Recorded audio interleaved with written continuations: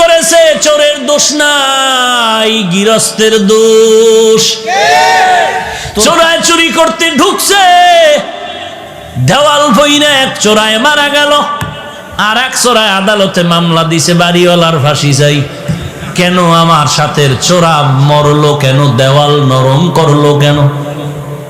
মহামান্য আদালত এমন মগা, মামলা আমলে নিয়া ডাকছে বাড়িওয়ালারে, ডাইকা কয় তোর ফাঁসি হবে। কেন স্যার? কয় দুই চোরায় চুরি করতে ঢুকছে, এক চোরায় তোর দেওয়াল পরে মারা গেল, তুই দেওয়াল নরম করে উঠাইলি কেন? বাড়িওয়ালা কয় স্যার মাফ করবেন, আমার কোনো দোষ নাই, এই দেওয়াল আমি উঠাই না, রাজমিস্ত্রি উঠিয়েছে। মহামান্য আদালত কয় তুমিও খালাস। কই রাজমিস্ত্রির ডাক। স্যার বলে স্যার নাই, এক্ষুনি ফাঁসি। বলে কেন? কথা শুনেন, কি সমস্যা? বলে দেওয়াল নরম করে উঠাইলি কেন? বলে দেওয়াল উঠাইছি আমি, তবে নরম আমার কারণে হয় নাই, যেই যোগালি আমার এই সিমেন্ট মিলাই দিছে, পানি বেশি দিছে, নরম হয়ে গেছে, আমার কোনো দোষ নাই। মহামান্য আদালতকে তোরও মাফ করে দিলাম। ধর যোগালি কই, এই তুই পানি নরম করে বালু দিলি কেন?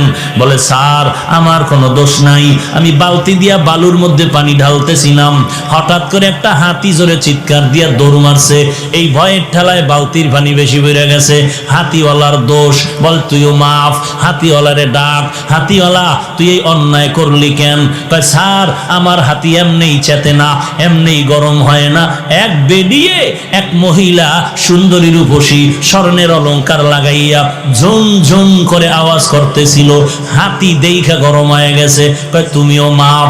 মহিলার ঝুনঝুনালারে ডাক, মহিলা ডাকছে, এই ম্যাডাম তোমার ফাঁসি হবে।